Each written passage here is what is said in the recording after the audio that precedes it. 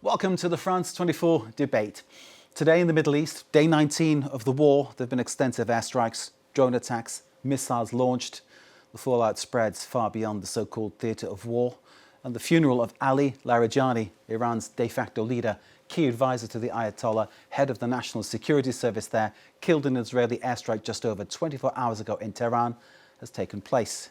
Tonight we'll be asking, what's the plan in Iran? Donald Trump finds himself more and more between a rock and a hard place, but at least he can count on his loyal MAGA believers.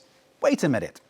The US Congress is calling for Joe Kent, one of such MAGA faithful, to appear in the wake of his decision to resign as head of the National Counter-Terrorism Bureau over Iran, the very issue. Kent, an erstwhile Trump and MAGA loyalist, former Special Forces officer, said, "In all conscience, I cannot back the Iran war." This, another example of Trump's support crumbling over Iran. Kent continued to say that the US went into battle under the influence of, and these were his words, Israel and its powerful American lobby. So is Trump's political universe starting to implode over his Iran strategy, or rather lack of? And what does this mean for the Middle East going forward? Our guests to discuss this and all related issues here in the studio, Stephen Ekovich. We welcome you, as always, to the studio, Stephen, Emeritus Professor of Political Science at the American University of Paris. Great to see you, sir. Joining us from Washington, D.C. is Douglas Hay, former Republican National Committee Communications Director. Douglas, thanks for joining us. Thank you. In London, Nega Anga, who's former Senior Advisor at the US Department of State and National Security Council under the Biden administration and visiting fellow with King's College London. Nega, thank you for being with us. Thanks for having me. Before we let the panel loose, let's get this report from August Hackinson. He's the first senior official to quit over the ongoing war in the Middle East.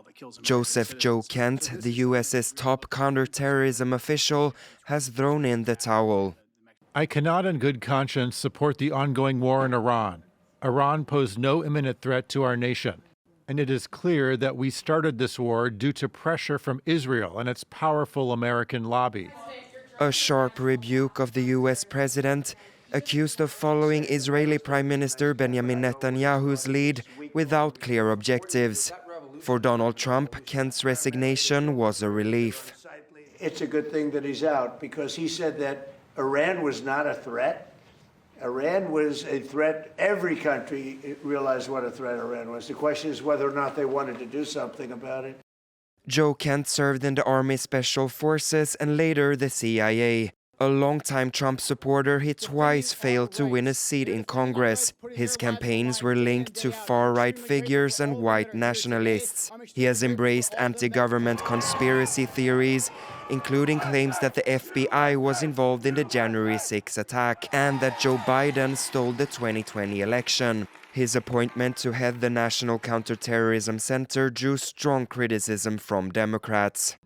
Kent has repeatedly opposed U.S. military interventions abroad. His resignation exposes deep divisions within Trump's administration and the MAGA base over the strike on Iran.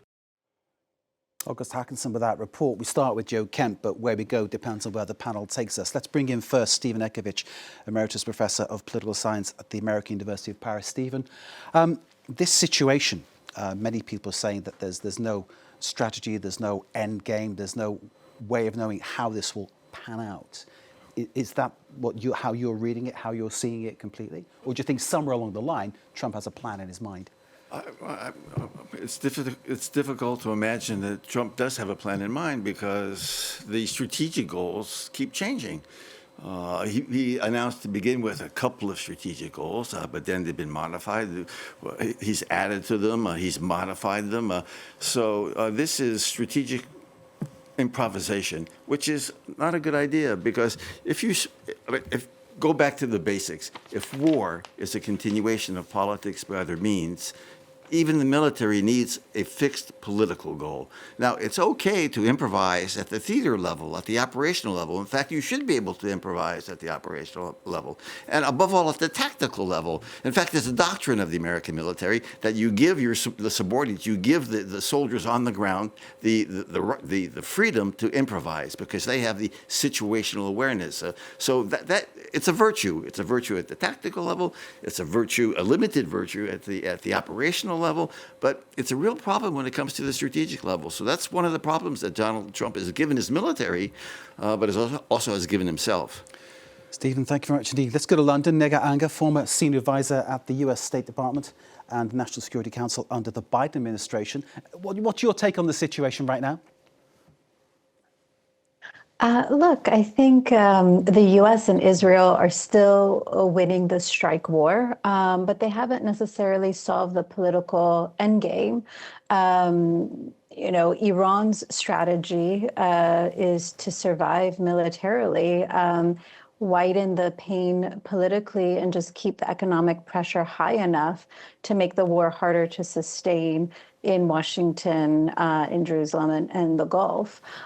So I think, in terms of, where we are, we're probably, midway through this conflict because the idea of an off-ramp right now is too complicated in terms of the economic front and how Iran has positioned the war to solely focus on the Strait of Hormuz. Nega, for now, thank you very much indeed for that opening remark. Let's bring in Douglas Hay, former Republican National Committee Communications Director. Douglas, thanks for joining us from Washington, D.C. I'd be interested in your opening remark about what you feel about the situation, but also how you feel about what seems to be an implosion of Trump's support from inside the MAGA movement. So first off, tell us what you think about the situation right now in Iran.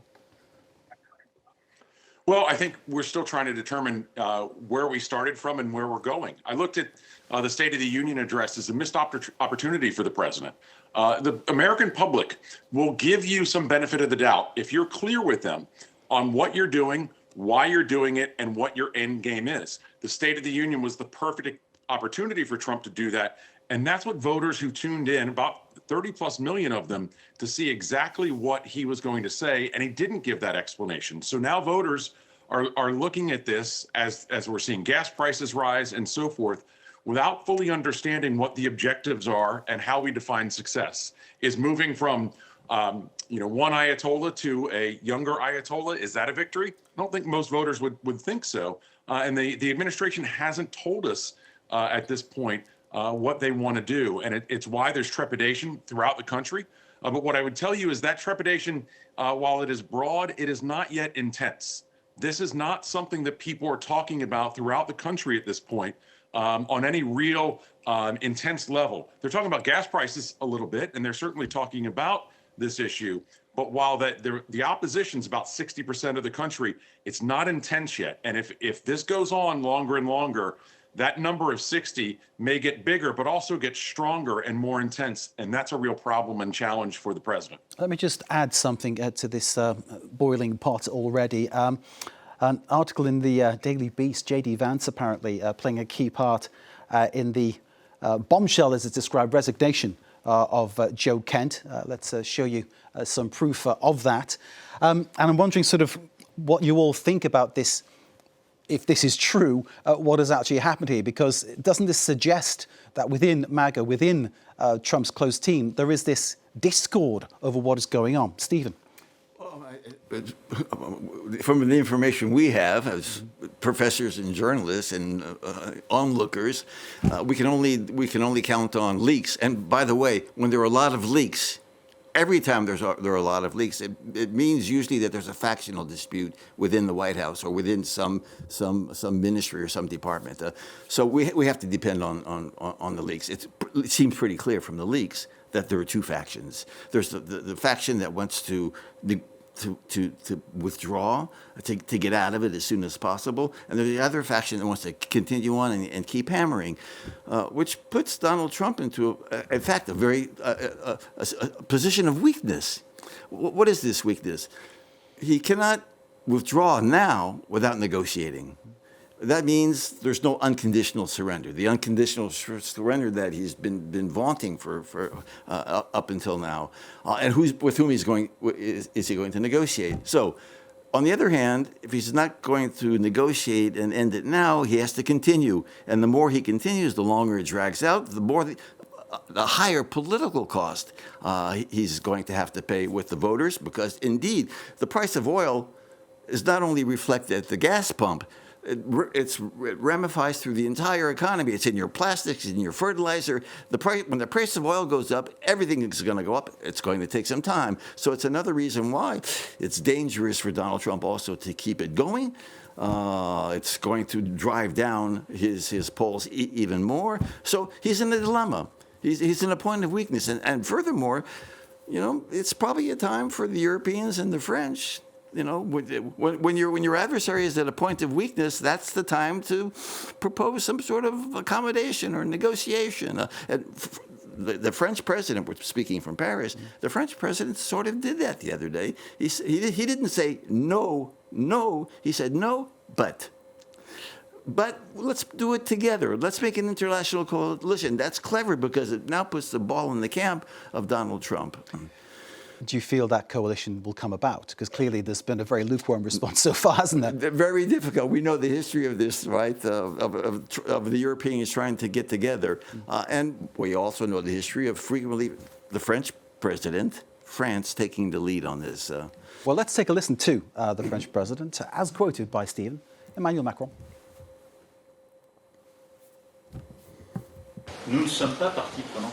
We are not a party to the conflict, and therefore France will never take part in operations to liberate or open the Strait of Hormuz in the current context.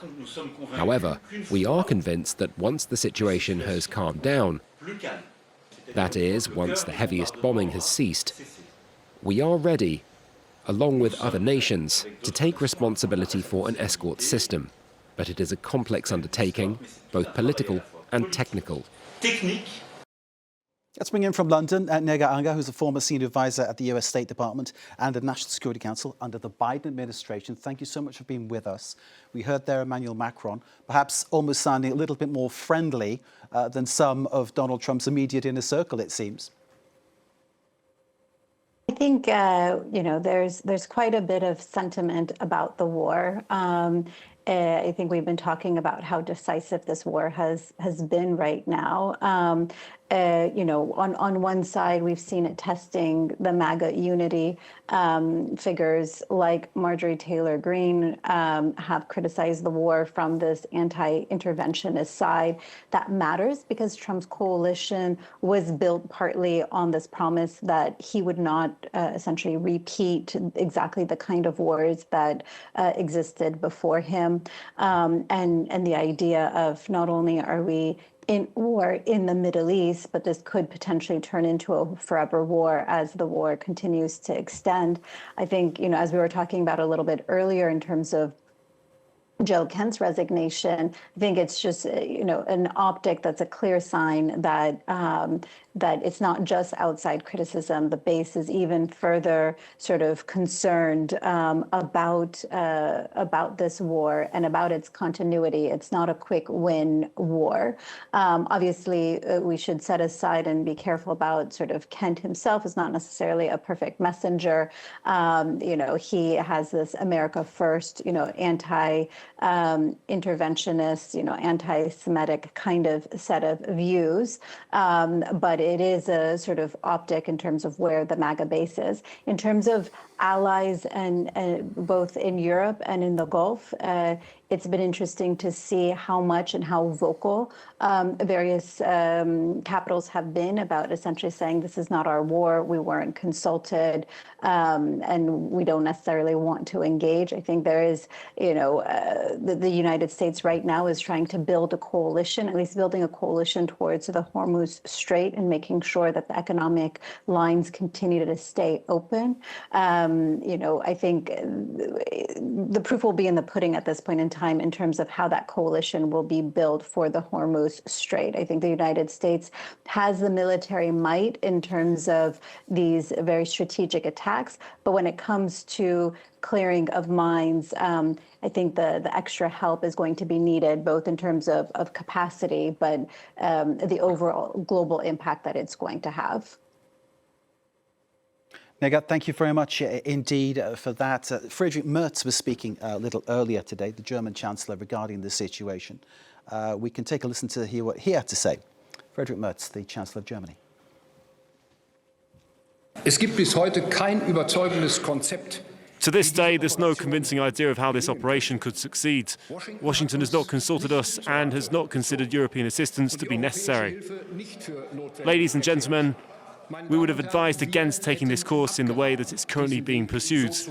That's why we've declared that as long as the war continues, we will not take part in it. Werden wir uns daran nicht beteiligen. Friedrich Merz, very clear and decisive about where Germany stands on the situation. I know in Washington, D.C., Douglas Hay is basically very eager to contribute. Before I let you loose, Douglas, let me just add one line to sort of push you along the way there. Joe Kent consults with J.D. Vance. J.D. Vance, of course, Vice President.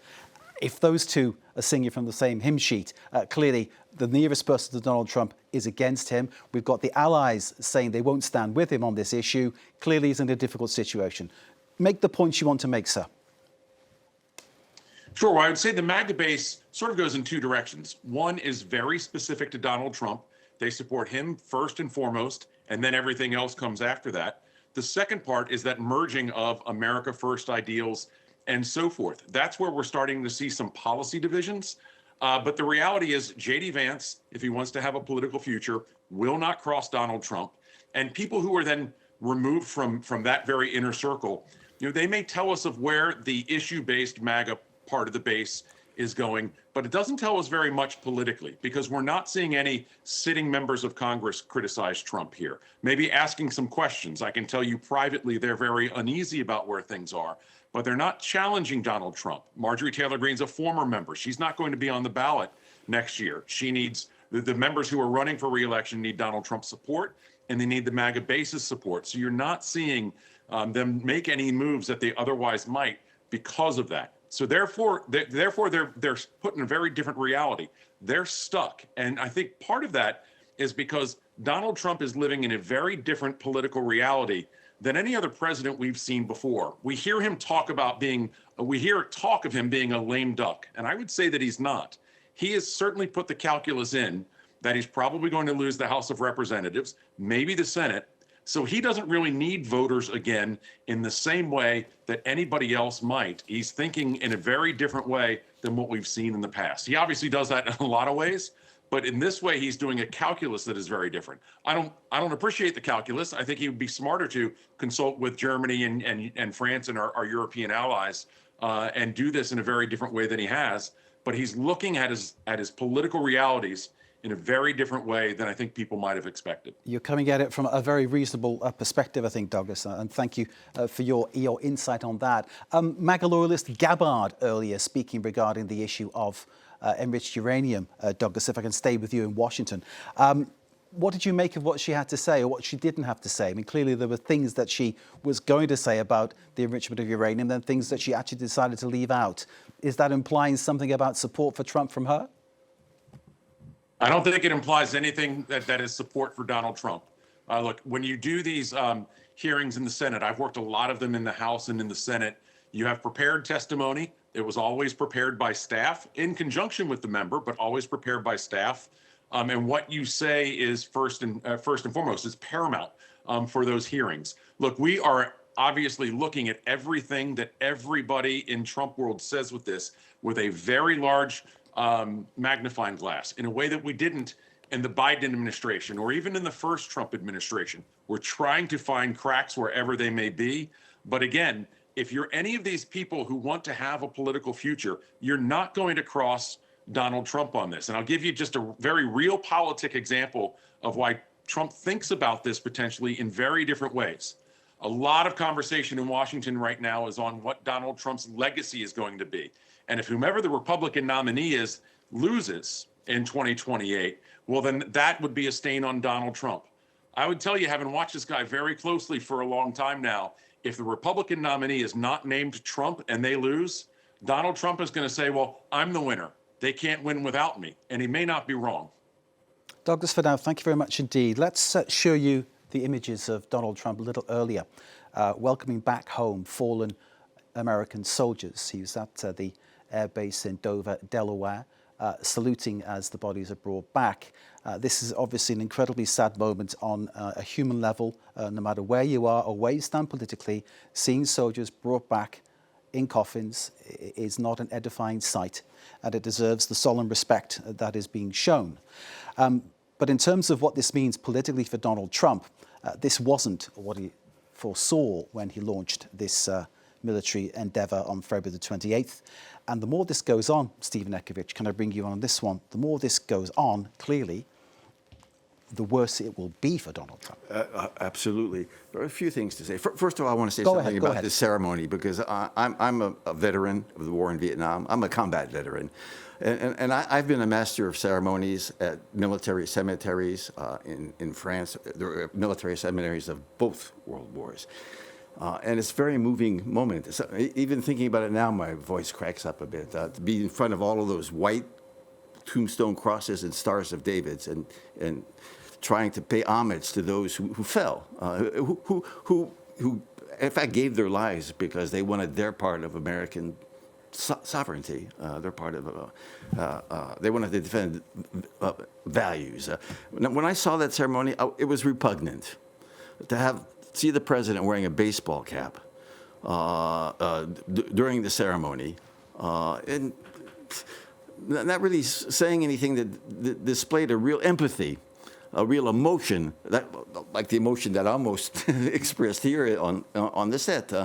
I think he doesn't understand that. I think he doesn't understand the real price and sacrifice of sending Americans into combat. That's just one. Now, about putting all of the Republican elected officials and all of those in his team around him on a tightrope, because that's what he's done.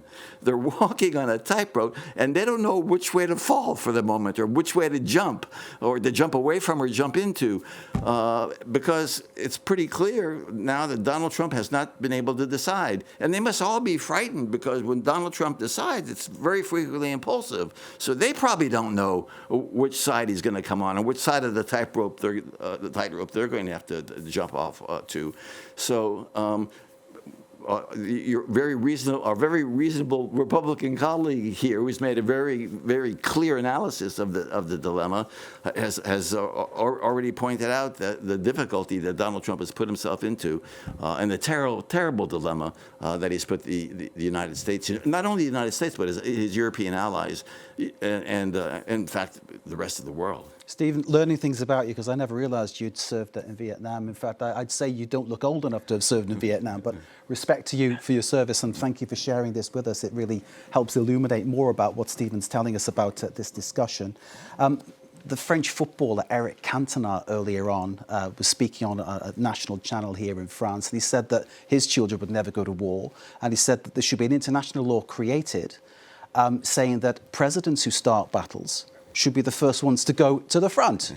Not send the 18-year-old, 19-year-old children, but they should go to the front. And I remember researching D-Day when I covered the D-Day commemorations a few years back. Winston Churchill having to be restrained because he wanted to be on the first boat, to be on the beach. And Donald Trump has called Keir Starmer of the UK no Winston Churchill. And Wags have said he's no Franklin D. Roosevelt. But clearly, he will say one thing and he will send people to battle, and he'll go into battle in one particular way with no clear idea about what happens next or about the sacrifice that's being made. Absolutely. That's the point I wanted to make. There's no clear strategic goal. And I think he doesn't have an empathetic appreciation of what he's doing when he sends American troops into harm's way.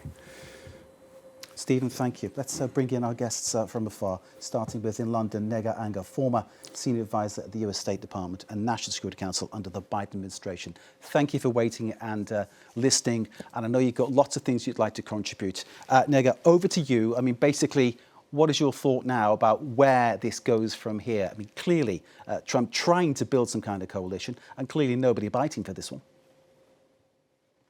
Right. No, look, I think President Trump still controls the messaging. Concern is that he no longer controls the cost curve of this war. And Iran is doing exactly what any weaker state does against a stronger adversary, right? It's widening the pain. And the U.S. and Israel, as I said earlier, they're ahead in terms of this vertical military front. But Iran is pushing that horizontal asymmetric dimension. So it's the Gulf, attacking civilian infrastructures in the Gulf, the oil shipping lines, insurance, and quite frankly, we're slowly starting to see U.S. Public opinion. And this is why I think this is becoming much harder to manage politically than the White House had originally expected. I think they did expect to have a few service members, dying in this conflict. I think he's made some messaging alluding to that early on.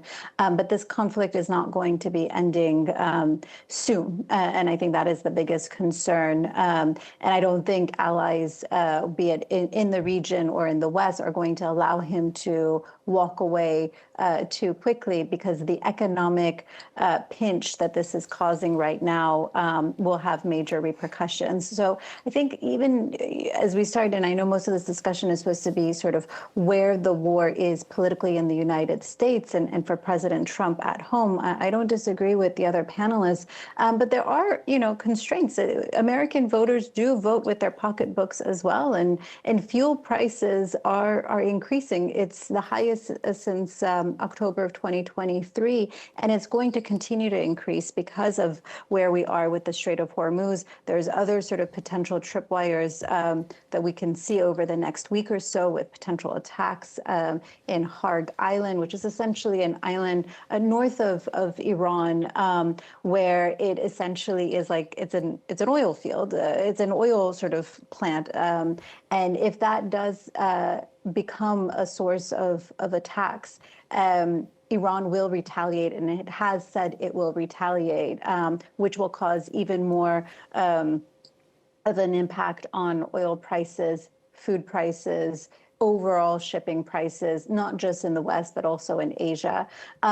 And, this disagreement that we're seeing, while I absolutely agree with the panel that, sitting members of Congress may not necessarily cross President Trump right now, but the sheer fact that his base, putting out messaging, putting out these sort of fractures within the system will have an impact, not only on Trump, but also on public opinion. And I do think midterms are important. I think if Republicans lose the House, or even if they see margins shrink quite a bit, this war becomes more of a domestic governing problem than it is right now. And I think the Democratic House would not end the war by itself, but it would mean sort of more oversight, more subpoenas, more hearings, just more scrutiny over the war. And I think that just makes it more complicated than it is right now. So I think, hopefully, we're only halfway through this war, but I think President Trump himself is probably trying to find ways to exit out of this war, because it is taking much longer than I think he had planned for. Indeed, Nega, thank you very much indeed. Let's take a little listen to the US Vice President, J.D. Vance, on the subject of oil. Gas prices are up, and we know they're up, and we know that people are hurting because of it, and we're doing everything that we can to ensure that they stay lower. I will say, the President said this, and I certainly agree with it, this is a temporary blip. Okay, J.D. Vance saying they're doing all they possibly can to keep the price of gas, petrol as we might say it in the UK, essence in France, of course. We all have our little word for it, but basically we've all got to pay to put it into our cars, so the cars will go. And as Stephen was saying earlier, the whole use of oil in various products across the whole spectrum of what we do with our modern life means that prices will go up for everything as the price of a barrel of oil rises, currently $108 and rising, as I understand it. Let's go back to Washington. Douglas Hayes, their former Republican National Committee Communications Director. Douglas, your take on this one. Can the US consumers who will be voting in the midterms later in this year, can they be protected from the rising prices that would be inevitable as this war continues? It's very difficult. The administration is trying to do some things to assuage some of this. They're putting a temporary hold on the Jones Act, which allows some shipping for oil in the Caribbean. That is helpful. But the reality is the prices are already up and they're not going down. And it's not just gas prices that we pay on the pump and then certainly will down the road for anything that is essentially delivered. Airline prices are already up. And we started to hear the word transitory from this administration. And I would caution them, just as the Biden administration had very real problems when they talked about inflation being transitory. Voters don't use that language, and they notice what things cost, and that's what they're upset about. They're still upset about what grocery prices are. When they go to a restaurant or go to a movie, anything that voters spend money on, they already think is too expensive. The rising gas prices has certainly impacted that, will continue to, regardless of how long this goes on. But if we're having this conversation in 3 months from now, as opposed to 3 weeks from now, it's a real problem for this administration. One last thing I'd say, though, is let's not forget Donald Trump's ability to change the conversation. We've been talking about Iran this whole time. We could be back next week talking about Havana or something else that is not even on our radar screen at this point. When Donald Trump acts, we all follow it the same way a bull follows the red cape of a matador. Trump knows how to do that very skillfully. He certainly does. Any kind of news conference or news briefing with Donald Trump becomes a whole gamut of issues that he wishes to illuminate and often obfuscate what is actually going on behind. You're quite right in pointing that out. I've observed it and tried to debrief these press conferences a number of times. It is always quite a challenge. I'm going to do something in devilment now and just ask the panel. Who is in charge of US foreign policy? Who is the real Secretary of State? Is it Rubio or is it Benjamin Netanyahu? Stephen? It depends on the region. Is it, is it Jared Kushner? In Middle East, Jared Kushner is getting rich. He's already taken $2 billion from the Saudis and wants $5 million more. And we read in the New York Times today that the Saudi prince has asked Donald Trump to keep pounding the Iranians. So I mean, this is makes us all should make us all very uneasy. Here we have the son, right, the son-in-law of the president doing private business and making policy in a region where he's making money. So I would add to the list that you've just given us, Jared Kushner as well. Jared Kushner as well. In the region. In the region. But not only, but for the moment, that's, yeah. Because what I'm getting at, and I'll bring in Nego on this one in London, what I'm getting at is, did Israel drag the US into this conflict? Or was it vice versa? Or did they go on a joint venture? The feeling might be that it was Benjamin Netanyahu's call. What's your sense of it, Nego? I think there's elements to this. It's not so black and white, but there was an element that this was going to be a joint effort. I think the question is the intention and the end goal. Israel and the United States have had two very different interests in Iran and what they're hoping to seek as an end goal for Iran.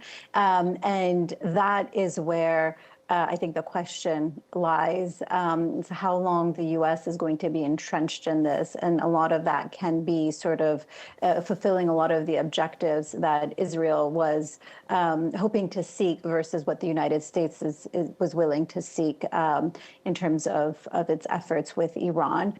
I think, your question in terms of who has a louder voice in terms of their influence on President Trump, because I think at the end of the day, President Trump does make his own decisions and moves at his own will. And a lot of it has to do with who has a louder voice around him and can convince him of those efforts. And in terms of Iran, Israel definitely did play quite a large role in terms of convincing him that this is the right time. This is the right time to take such an action that many presidents before him weren't willing to do out of concern of where we are right now, being entrenched not only in Iran, but their tactics and their ability to play an asymmetric warfare and having an impact on the region. So I didn't give you a very clear answer, but I think the answer itself is, and the situation itself is quite muddled. Now, thank you very much indeed. We're going to talk a little bit about the parallel conflict which is going on, of course, which is against the Iranian group, influence group, finance group, Hezbollah in Lebanon. There has been continued bombing of central Beirut today, bombing of the south of Lebanon with a ground operation in process. Israel has been active in wiping out many of the Iranian leadership, which of course we've spoken about. The situation in Beirut is a dire one for the people who live there, because the strikes on the Hezbollah infrastructure clearly is taking out, as these images show, residential places where families live. And there are evacuation orders that say, get out, we're going to bomb the building. But then that means your home gets completely obliterated. And of course, the number of people displaced, refugees internally within Lebanon right now is over 1 million people. And the Lebanese infrastructure there, government-wise, administration-wise, can't cope. That is the situation. We can listen now to the Israeli Defense Minister, Israel Katz, which might give us some kind of an insight into what the policy is there, what the policy is with Netanyahu, and perhaps how Netanyahu might be influencing Trump. Israel's policy is clear and unequivocal. No one in Iran has immunity, and everyone is in our sights. Prime Minister Benjamin Netanyahu and I have authorized the IDF to eliminate any senior Iranian official for whom the intelligence and operational circle has been closed, without the need for additional approval. We will continue to thwart and hunt them all down. Let's go back to Washington, D.C. Douglas Hay there, former Republican National Committee Communications Director. Douglas, it sounds like what the Israeli Defense Minister is saying there is that it's a free-for-all. Stephen spoke about the trust being given to troops on the ground to carry out certain operations of their own initiative. But what we're seeing here, perhaps, is something that goes perhaps beyond that in a sense. And do you sense that Donald Trump is on board with that? I think ultimately he is, and whether he agrees with it or not, that will be part of how all this gets determined or viewed in retrospect, not just within the United States, but within the national or international community. But also, I look at this slightly differently. I was in Israel last summer when the bombing started in June. And I don't think that we can move or really remove any of this part of the conversation, have any of this conversation without going back to the impact of the attacks on the Nova concert site, the October 7 attacks. I was in the Gaza envelope the day before the bombing happened. That is it's a very real result of what happened on October 7th. And if that had not have happened, I think all the ramifications that we've seen since then don't happen, and we're not having this conversation right now. Let's show you some more insight video. This one is Benjamin Netanyahu and the US ambassador to Israel, Mike Huckabee. They're talking about the situation. They're very jovial about what is a war, and they've also got a hit list.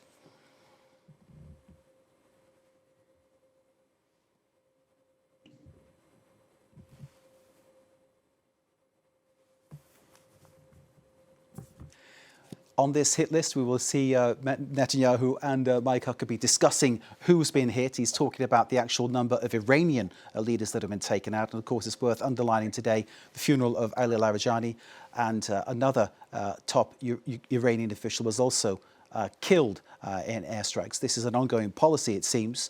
And hopefully we can show you this video now, which perhaps sets a real tone, which you might find slightly, I don't know, out of order, I think. I mean, certainly some people who've seen it have made comments along the lines of, this is no way for people who are statesmen to act. You can judge for yourselves.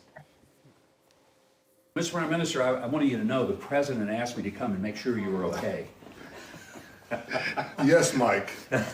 Yes, I'm alive. I checked that, and I'm happy to see that. But he wanted to make sure because, you know, you guys get along too well. I know, and we shake hands with 5 fingers in each hand.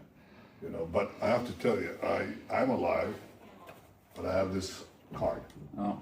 And yeah, don't read it. So it's a punch card. Mm-hmm. Today I erased 2 names on the punch cards, and you see how many more to go on this batch. You know what the good news is?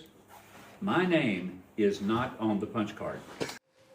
Perhaps it's me, perhaps I'm too old, perhaps I'm too old for the TikTokification of politics, but that seemed to me, I think, distasteful, talking about killing people. And in that way, and just making almost a joke of it. It's a slightly softer voice than that of Pete Hegseth, who pretty much has the same kind of discourse, which reflects also the discourse, by the way, of the Iranians. So we're in a world now where this kind of discourse is becoming commonplace, and it's shocking. It is shocking. It's flippant when the situation requires to go way beyond flippancy and to really become serious. This does not help. It does not help for those who criticize Israel and who attach the reputation of Netanyahu to Israel as a whole. It just does not help. And once again, it could lead to an increasing, or rather, an increasing disappointment in the American public opinion with Israelis and with Israel in general. It's a big mistake. It's a big tactical. We can talk to our Republican communication strategist to ask him what he thinks of this kind of communication. Right? You're doing a better job of driving this than I am, Stephen. Thank you very much indeed. Douglas Hay, over to you, sir. Your thoughts on that? I don't know whether you could hear it all, but basically, Mike Huckabee, Benjamin Netanyahu going through a tick-off list in a kind of TikTok-style video, basically saying who they bumped off. Now, look, it's not something I would have advised. And I met with Ambassador Huckabee when I was in Israel last year. He has very long-standing and good relationship with Netanyahu. I'd lean on that as opposed to the video that we saw. But let's not also forget, the names that are on that list are not exactly heroes and martyrs who are going to be missed. And they are people who have cost tens of thousands of lives for innocent Iranians who we forget about. And as we've had a conversation over the actions of Israel over the past year plus, I'd note that the college campuses in the United States right now are silent. And there's no one at Columbia or my alma mater, the University of North Carolina, that's been protesting for the freedom of the Iranian people, the health of the Iranian people, the way that we've seen at so many colleges throughout the country when it comes to protesting against Israel. That's just a fact of life for Israeli and Jewish students in the United States and for the Jewish state as a whole. Douglas, thank you very much indeed. Final word of this debate goes to our guest in London, Nega Aga. Over to you on this one. What is your final conclusion of this situation? Well, going back to sort of the hit list too, I would just note, there's been so much misinformation out there. The Iranians were even saying that Prime Minister Netanyahu had been killed, so it helped sort of change that narrative. But the way foreign policy is articulated has changed and will continue to change. The way we consume our information is so much of this new generation is on social media or with key podcasters. So the White House, this particular White House, has been very keen on making sure they reach that platform. Again, not necessarily savory, a bit unsavory, but their objectives have been quite clear. I will say, in terms of where we are, sort of more globally, We are midway through this war. We're not close to the end of this war. It's getting far more complicated. It's getting more complicated for Western capitals and Gulf allies about continuing this process. I think we're going to start hearing more and more dissent within the sort of U.S. public opinion for the United States to stay in something much longer than it needs to be. But we are in a situation where we cannot walk away. Even if the United States does walk away and pivots their attention towards Cuba or anywhere else in Asia, the issue with Iran, especially with the economic crisis that it's causing, will force us to the table, will force us to have these conversations and protect these shipping lanes, given, again, the second order effects that it will have on the economy, on tourism. The Gulf, again, was considered a secure hub in terms of investment, and now it's you have many investors quite nervous. Again, we talked about the tourism industry, but the insurance spikes and the expats leaving the Gulf region is going to have an impact not only on the Gulf, but also globally. So I think we're all holding our breath to see how the next week or two evolves. Hopefully, the various parties of this conflict will be able to sit down and start negotiating some terms. I know the Iranians and others have expressed zero interest in de-escalation. I find that a lot of that rhetoric, but we are in a very challenging state. MAGA, I need to cut you off there because we're in a challenging state here because we're out of time. Thank you so much for your thoughts. MAGA, former senior advisor at the US State Department under the Biden administration. Thank you to Douglas Hay, former Republican National Committee Communications Director in Washington, D.C. And thanks to the Emeritus Professor of Political Science at the American University of Paris, Stephen Ekovich. Always a pleasure to see you, sir. Thank you. Thanks to you for watching. Stay with us here on France 24.